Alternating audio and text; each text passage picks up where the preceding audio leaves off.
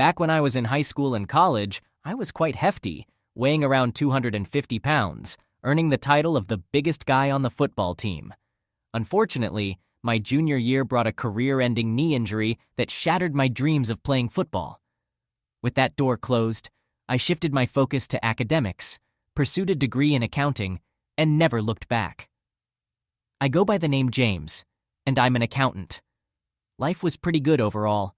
As you can imagine, I raked in a substantial income, owned a lovely home, and had a beautiful, loving wife named Sarah.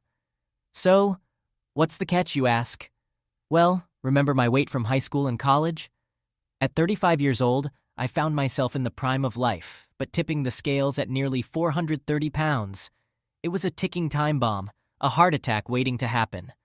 Lately, Sarah had been urging me to address my weight issue, applying pressure for a change. Mostly, I half-heartedly attempted the suggestions she offered. None of the fitness regimens or diets seemed to work, and I tried them all. I drastically cut my carb intake, only to replace those calories with more meat, but the pounds kept piling on.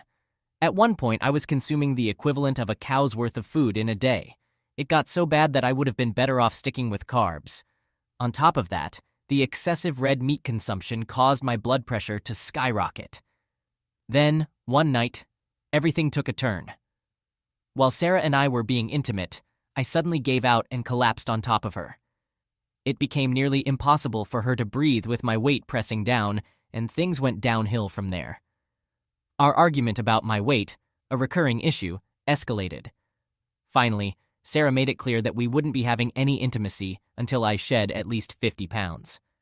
I left the room that night and spent it in the guest bedroom. The next morning I left for work early, hoping that things would blow over by the time I returned home. However, that was not the case. Sarah had gone online and found a weight loss boot camp for me. She believed it would be the best solution, tired of being married to the heaviest guy in the neighborhood, as it had become embarrassing for her. I examined the brochure she printed from the internet and decided to make the call. I immediately made the payment and arranged to leave for the camp as soon as possible. When Sarah asked if I was genuinely going through with it, I didn't respond. Instead, I headed to the bedroom to start packing my clothes and a few essentials. "Losing weight will be fantastic for you, James. You'll be healthier and feel so much better," she said. "The month will fly by in no time. I'll call you daily," she assured me. As I headed towards the guest room, she inquired, "We're not mad at each other. It's done. Why are you sleeping in there?" I responded, "But you mentioned we wouldn't sleep together again until I shed those 5 pounds. She clarified, "I said we wouldn't be intimate again until you lost it." She continued, "Anyway, I didn't really mean it. I was just upset." I believe she recognized how deeply she had hurt me and was attempting to make amends. Nevertheless, taking a break from home seemed like a good idea at the time. In the following days, I informed my workplace that I'd be traveling to focus on self-improvement while working remotely, assuring them that my performance would not be affected. On the scheduled day of departure, I hopped in my car and drove to the airport. I flew to Toussaint, embraced the arid desert heat, and began my stint at the camp. During the initial 3 weeks at the camp, I adhered to my usual fitness routine. Most of the first week was spent setting up my internet and computer systems for remote work. In the second week, I started observing camp activities, although I didn't actively participate. I merely watched and occasionally chuckled at some of their expectations. As for the meals, I treated the camp-provided food as an appetizer, ordering pizzas or burgers for delivery. The delivery personnel even learned that for a better tip, they should meet me on the access road used by the campers for jogging. I would then enjoy my meal at the picnic tables before returning to camp. So, after nearly 3 weeks at the camp, how much weight had I lost? I had actually gained 6 pounds, which meant I was 6 pounds heavier than when I had arrived. However, that all changed a few days later when I received a message from an old friend, Steve. Steve had recently navigated a messy divorce just over a year ago and was in the process of rebuilding his life. He wasn't actively seeking another wife at the moment. He simply wanted to have some fun and enjoy life for a while. He sent me a text, sharing that he had recently been on a date at a nightclub with a woman who was considerably younger and more adventurous than him. Moreover, he believed he had spotted Sarah at the same club, accompanied by another man. Intrigued, he approached them to confirm his suspicion, and indeed, it was her. She was out with an unfamiliar guy who was openly affectionate with her. In response, he discreetly took a few photos as evidence, knowing that I might find it hard to believe. When I saw the pictures, I had no doubt he was telling the truth. I could identify the unique necklace I had crafted for her during our trip to Mexico the previous year. That text message altered the purpose of my stay at the camp and reshaped my life. The following day, I took time to reflect on my life and contemplated the changes I needed to make. While I considered myself a genuinely good person with an excellent life, there were a couple of essential adjustments I needed to prioritize. Foremost was addressing my weight and self-image, while the other matter could wait until later. Therefore, the next morning, I visited the camp office and had a conversation with the director. I expressed my desire for a life transformation and enrolled in the 3-month intensive program designed for individuals who were approaching morbid obesity. I wasted no time and commenced the program that very morning. My first activity was a leisurely 2-mile walk in the desert with one of the training groups. It was a slow-paced walk intended to kickstart our metabolisms and burn calories before breakfast. I chuckled at the thought because during high school and college, I used to run around 4 miles daily at a much faster pace. However, this experience was a stark wake-up call. It reminded me of how far I had declined and that I was no longer the toned and athletic football player from my past. I struggled to complete the 2 miles, and towards the end, I couldn't maintain the pace. I received encouragement from a couple of 50-year-old women who passed me and praised my efforts. Upon my return to camp, I was drenched in sweat and had difficulty walking. My old football injury in my knee flared up. As I entered the cafeteria, some of the friends I had made at the camp called me over, surprised to see me in such a sweaty state. They were like me in a similar situation and had their own struggles. Despite their friendly gestures, I chose to sit alone at a small table in the back. If I was going to follow through with my newfound determination, I needed to distance myself from any negative influences. For breakfast, I had half a glass of orange juice, 1 slice of toast, half a cup of fresh fruit, and 2 pieces of low-fat turkey bacon. Even though I still felt hungry afterward, I had genuinely made up my mind to make a change. Following breakfast, we had an hour of free time before our first workshop. During that hour, I used the time to contact a private investigator who could provide me with the information I needed about Sarah. It wasn't a task I relished or eagerly anticipated, but it was a necessary step. I needed to determine the extent of her involvement with the other guy and whether there were any additional individuals involved. My feelings for Sarah remained strong, and upon reflection, I could somewhat comprehend the turmoil she might be experiencing. Depending on the extent of her involvement with this guy, there might be a chance for us to work through this. As I headed to the workshop, I decided to actively engage with the speakers they had lined up for us this time. I listened to the stories of former campers who had successfully shed a significant amount of weight and managed to keep it off.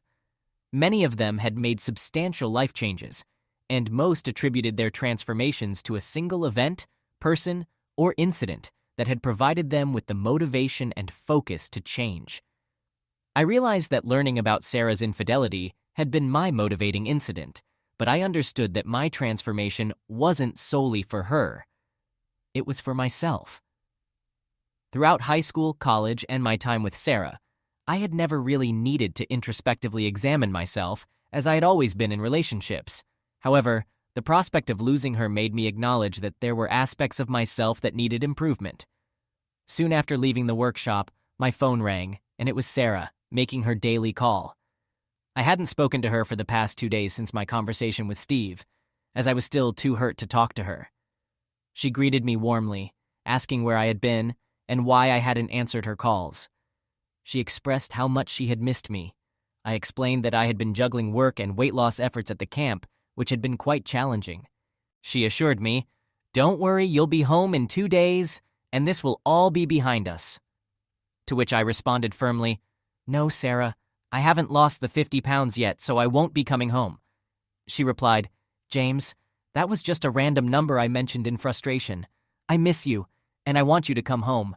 I don't care if you've only lost 2 pounds. I got what I wanted, and you're genuinely trying now.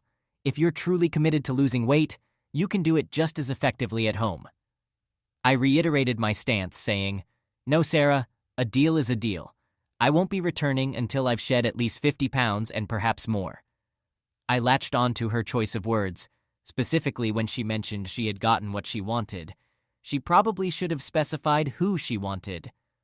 Despite my determination, she continued, "Don't be so stubborn. You can continue your weight loss journey at home. Moreover, I've been reflecting on some things, and I genuinely want you to come back home." I firmly stated, "Sarah, my decision is final. Balancing work and my weight loss journey here is quite challenging, requiring complete immersion in this lifestyle. As a result, we may need to reduce our frequency of communication until I've completed this process. I'm doing this for both of us because I don't want you to feel embarrassed because of me any longer.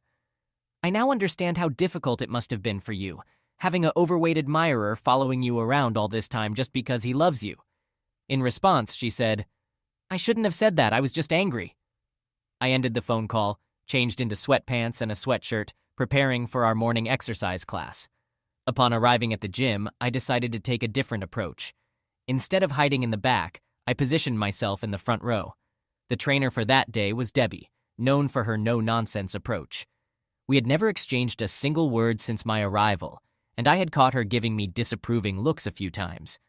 Even as I stood in the front row, her gaze seemed to convey a desire to push me to the back with just the force of her stare.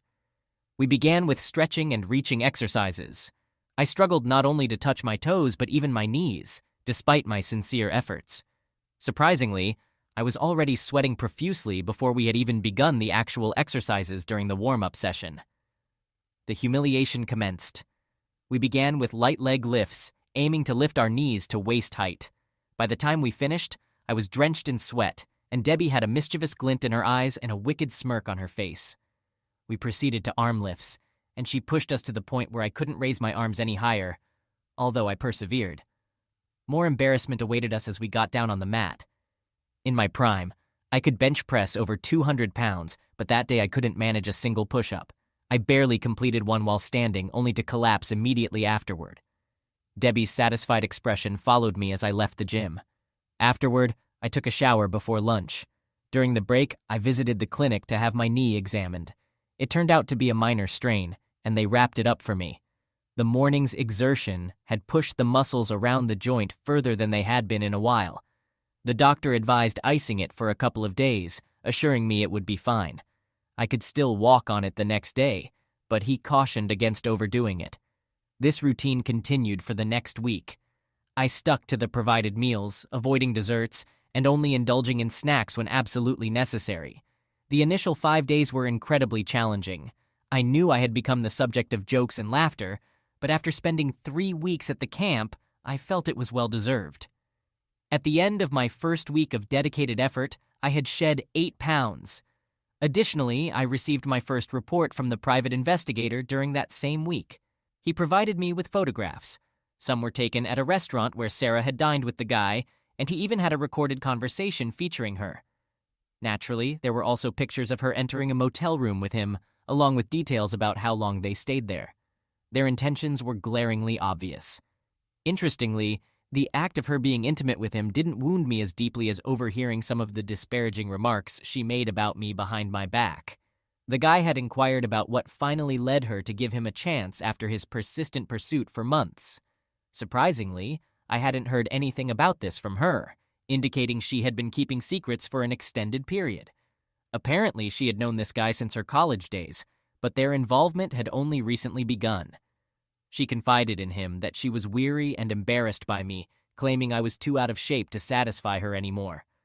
Consequently, she had sent me off to camp in order to explore a relationship with a more suitable partner. She also asked him how he managed to conceal their affair from his wife. He revealed that, like her, he held the dominant role in his marriage, and his wife obediently followed his lead without questioning him. This revelation hurt me deeply, leading me to conclude that there was nothing left to salvage in our marriage. My decision was made.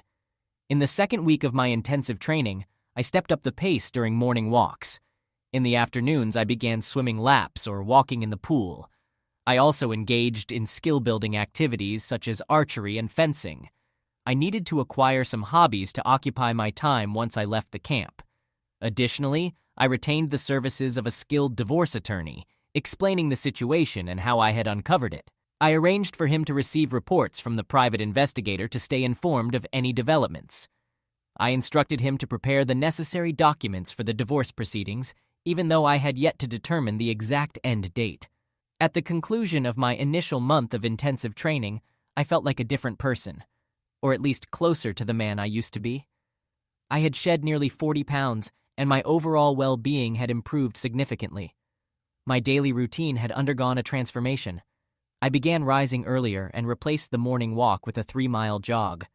While I continued attending Debbie's exercise class, her attitude toward me seemed to have changed. She no longer looked down on me and had even started to greet me with a smile each morning.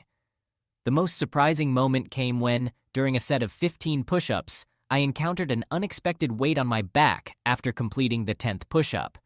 Despite the added resistance from Debbie pushing down on my back, I managed to squeeze out another push-up. I also managed to handle most of my work responsibilities from the camp. During my daily meditation sessions, I shifted my focus from motivating myself to lose weight to evaluating my relationships with friends and associates. It dawned on me that many of them had not been laughing with me about my weight for quite some time. They had actually been laughing at me. By the 6th week, my weight had hit a plateau. Although the pounds were still coming off, the rate had slowed considerably. I had lost just over 60 pounds, but I was no longer able to maintain the rapid 1 to 1.5 pounds per day I had initially achieved. Recalling my coach's strategy from school, increasing the intensity when out of shape, I incorporated a second, more demanding run into my daily schedule. Despite my knee issues and advancing age preventing me from running as I did in college, I found enjoyment in it and gradually extended my distance each day. Sometimes, if I still had the energy, I would head to the gym after my run to lift weights.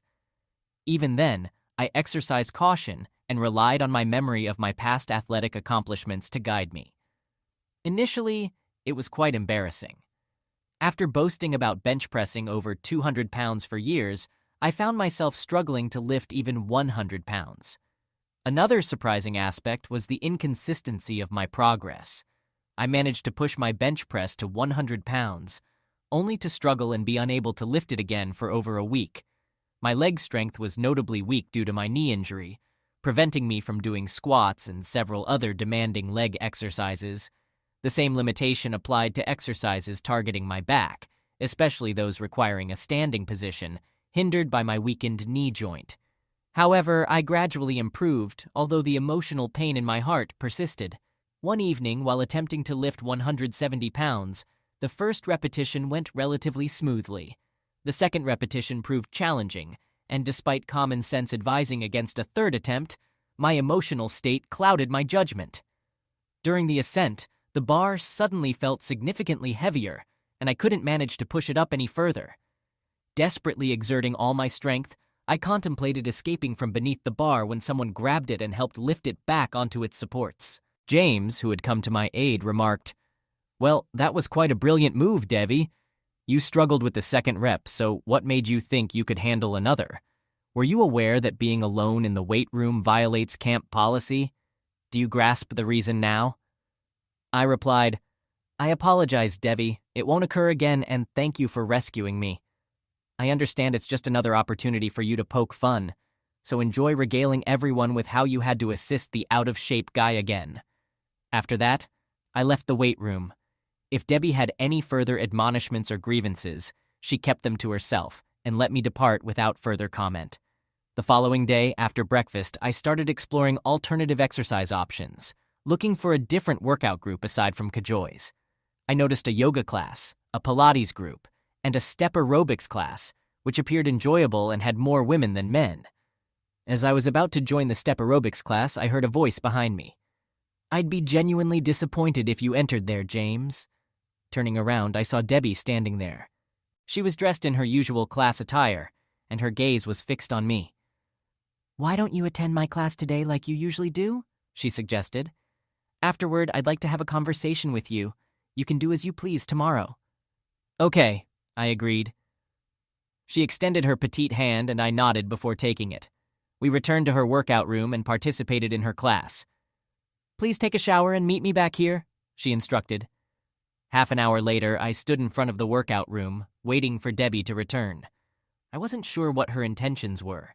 Perhaps she wanted to reprimand me once more about the risks of exercising alone, emphasizing how it violated the camp's safety regulations and could result in expulsion. She might even mention her obligation to report me to the camp director.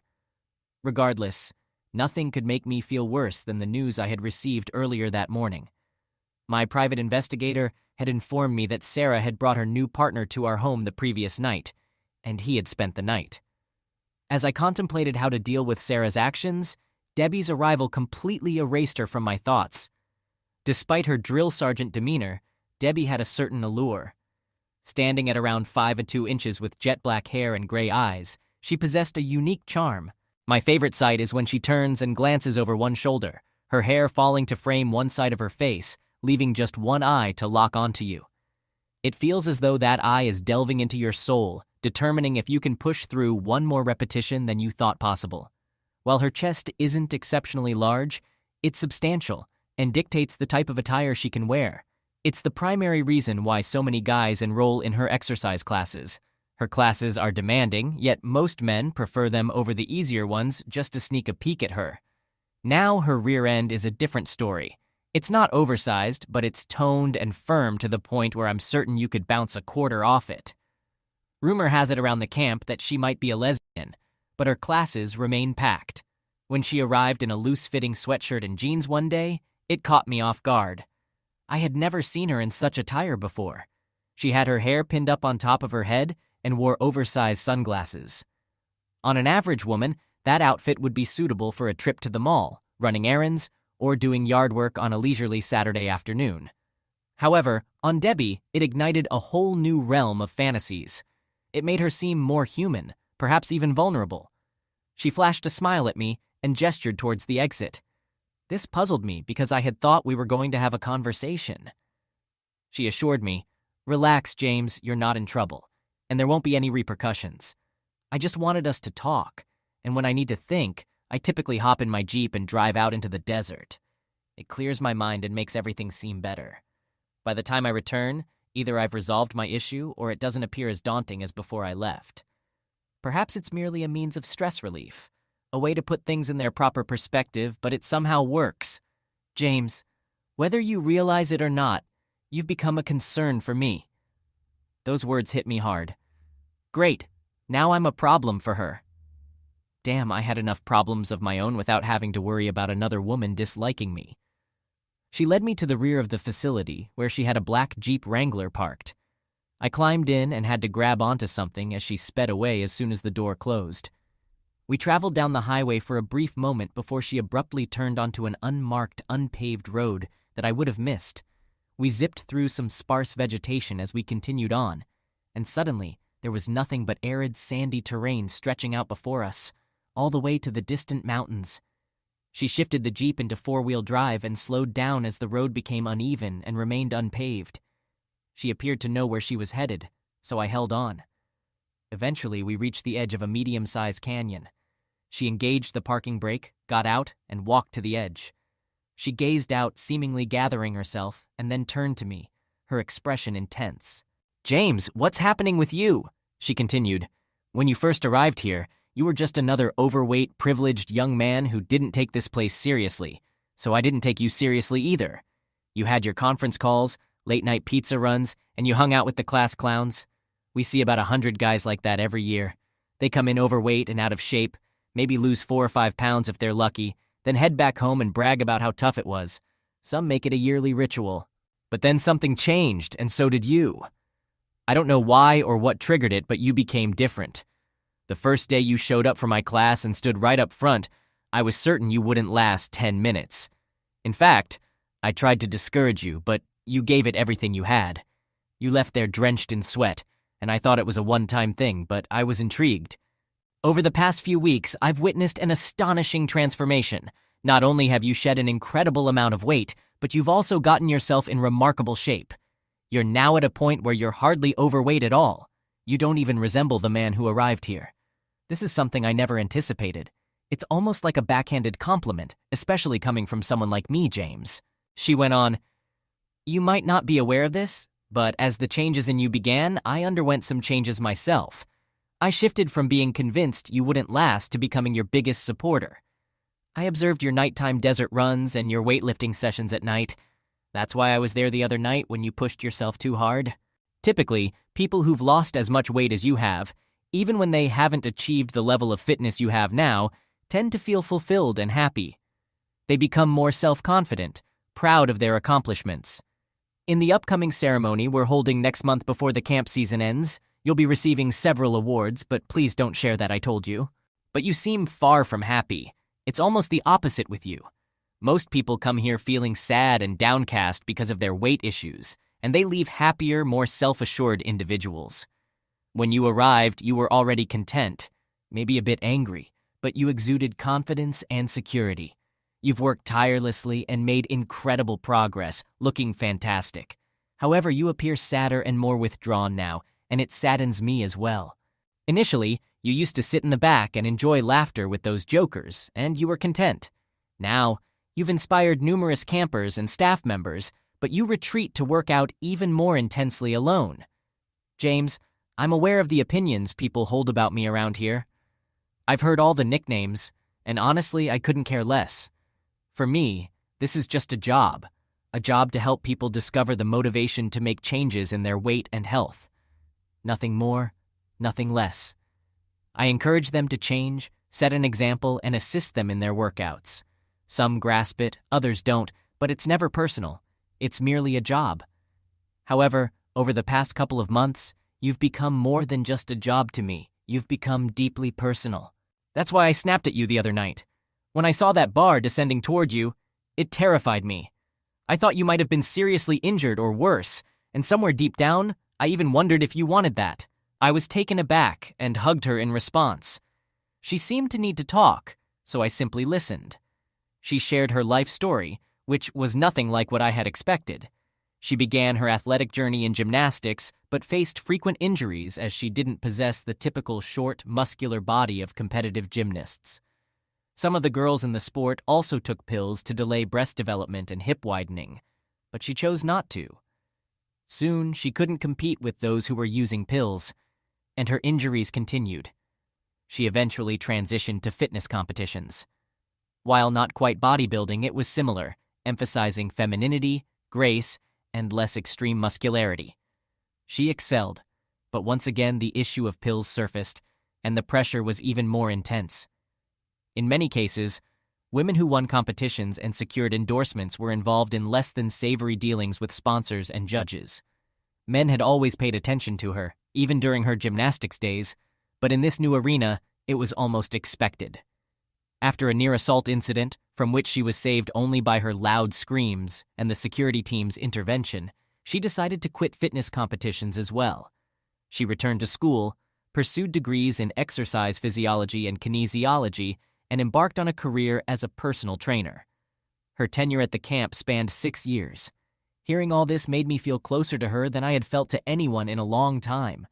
Thus, I confided in her about the reason for my presence at the camp, opening up about my wife, Sarah, and how she had become ashamed of me, desiring to send me away so she could secretly be with someone in better physical shape.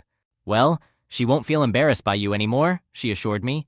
The next time she sees you, she'll be all over you. I responded, nope, the next time she sees me will probably be in a divorce court. I made an effort to understand things from her perspective. I acknowledged that I had allowed myself to deteriorate physically, and she was right to expect me to take better care of myself.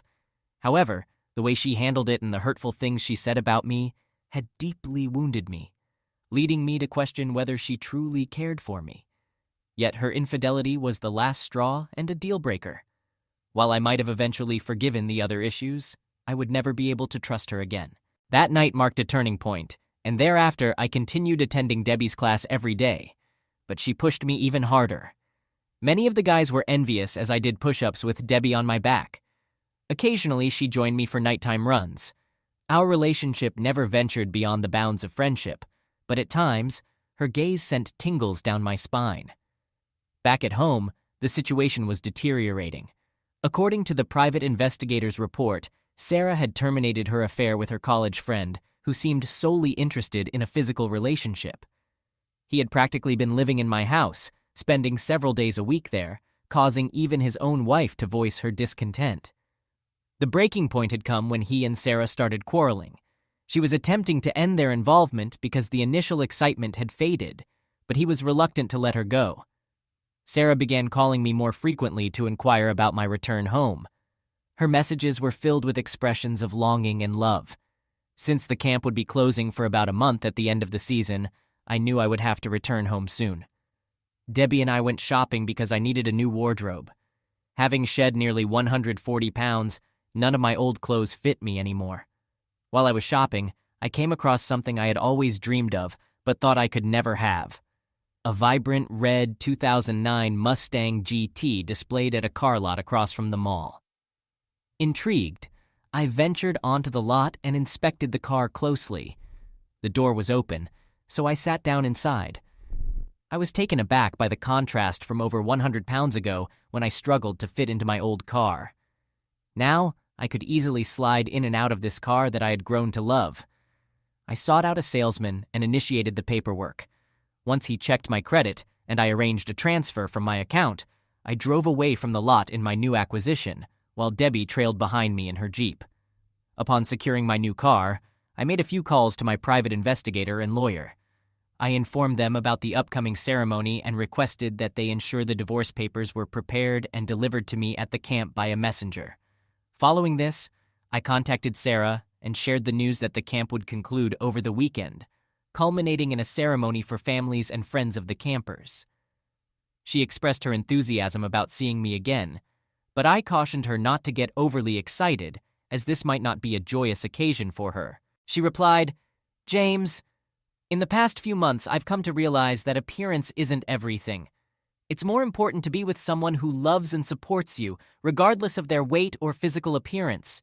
So, even if you've only lost a single pound, it's time for you to return home so we can move forward with our lives. I love you and I miss you.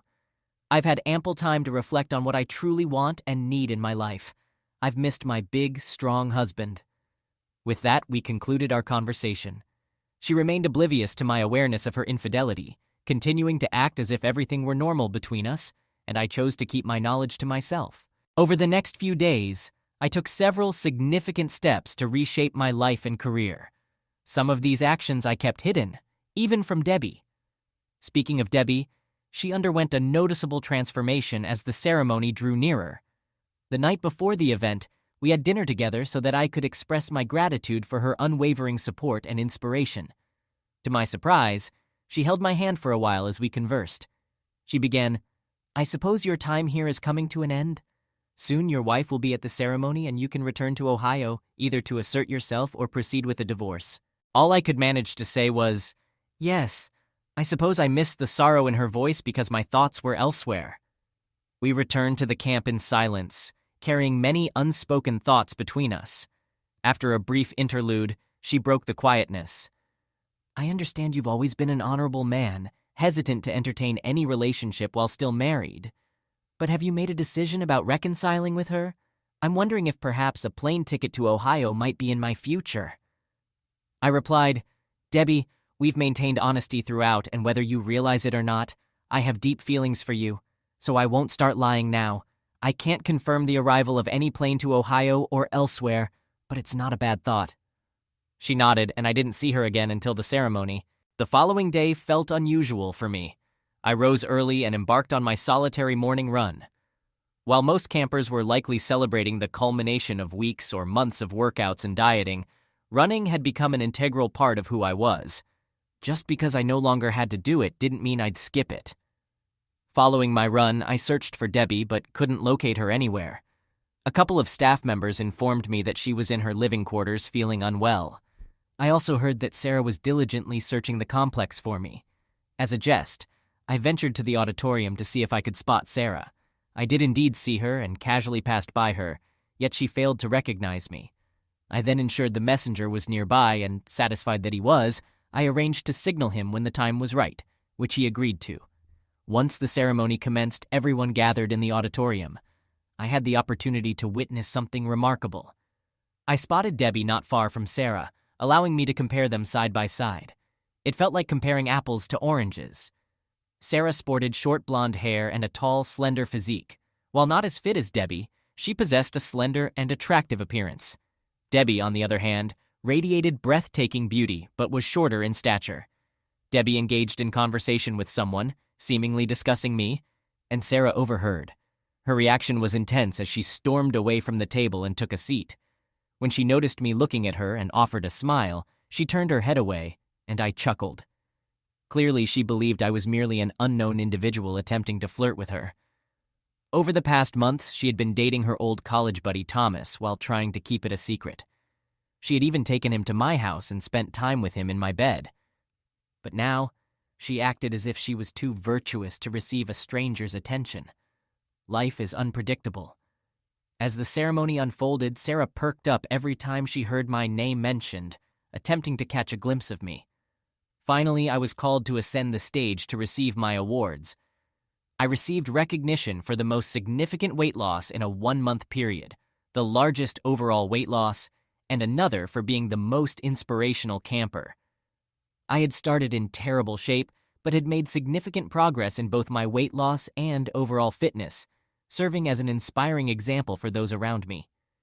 During my speech, as I gazed out at the audience, I noticed Sarah sitting on the edge of her seat, completely astonished by my transformation. She could hardly believe her eyes as she saw her once overweight husband on stage. When I invited Debbie onto the stage to express my gratitude officially, the audience erupted in cheers and applause. Sarah's icy glare towards Debbie could have been deadly if looks could destroy. Debbie and I exchanged a handshake, and we posed for several pictures as I thanked her. After the director's closing remarks, everyone adjourned for the dinner that followed the ceremony. Minutes after most of the guests had left the room, Sarah approached Debbie and me in a furious manner. She began by saying, "No wonder you wanted to stay up there for so long. You just wanted to parade this woman around, rubbing it in my face." I replied calmly, "Sarah, Debbie and I are only friends at this point. There's nothing romantic going on, so before you make a scene, you might want to reconsider." Sarah quickly changed her tone, apologizing. "I'm sorry, honey. It's just that you look amazing. You're so slim and different. I felt jealous. I've been so lonely waiting for you at home all this time." I questioned, "Lonely, you say?" She nodded vigorously.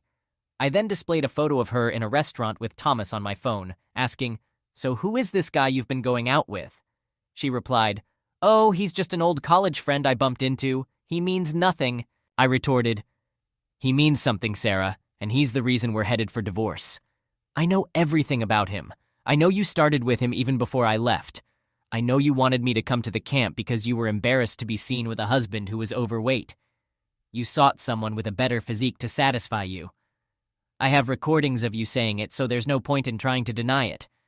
Moreover, I have pictures of you taking him into our house, our home, Sarah, and being intimate with him in our bed. There's really nothing left to discuss here." As I prepared to depart, I motioned to my lawyer's messenger, who promptly approached and handed her the divorce papers. She began to plead, saying, "James, we can discuss this. It was just a fling, a mistake. I ended it because I genuinely missed you. I came to my senses, realized I love you, and we share more than anyone else. The only thing I disliked was your weight. But that's gone now." I replied, "Well, Sarah, it seems we both came to our senses. Once I learned about your affair, I realized I didn't want to be married to someone ashamed of me. The allure of our marriage vanished when I heard what you said about me. We do have common ground, though. You were ashamed of a heavyset guy, and I can't stand to be with a cheater, so it's time to move on." She insisted, "We can work through this. Come home, we'll talk, seek counseling. We have too much history to throw away." I explained, "It's settled. We live in a no-fault state, so assets are split evenly. Since we have no children, there's no dispute. Our home accounts for 70% of our net worth, and I'm leaving it to you. You're getting a better deal than the courts would grant. Just walk away and we'll both be better off. As for my living situation, I'll start fresh with someone who won't be ashamed of me." Tears welled in her eyes and she asked, "Where will you live? Please stay with me. Let me make it right." I responded, "You haven't cared about me since the affair began, so I don't understand your concern now. I won't set foot in that house again. That's why I gave it to you. I'm beginning anew with someone who won't hide me behind closed doors. I shed over 140 pounds here, but you lost a husband who would have loved you forever, a wonderful home, and the family we could have had, all for a fling. My weight was just an excuse. If you ask me, you're the real victor. With those words, I walked away, leaving her behind. Our only contact after that was through our lawyers until the divorce was finalized. I did receive a call from her father, who inquired about visiting to reconcile. I shared the details of our breakup and her actions, offering to provide proof through pictures, audio, or video. Upon hearing this, he simply wished me a good life, and I graciously accepted his advice. The divorce proceeded smoothly without any trouble from Sarah. We occasionally kept in touch, but nothing significant. Eventually, Debbie and I acted on our feelings and became a couple. We now lead a happy life, with family, friends, and colleagues astonished by my transformation in both body and life. They adore Debbie and often tell me I made the right choice. I'm grateful we found each other. Sarah sold our house and moved in with her parents, eventually finding a new partner and gaining weight.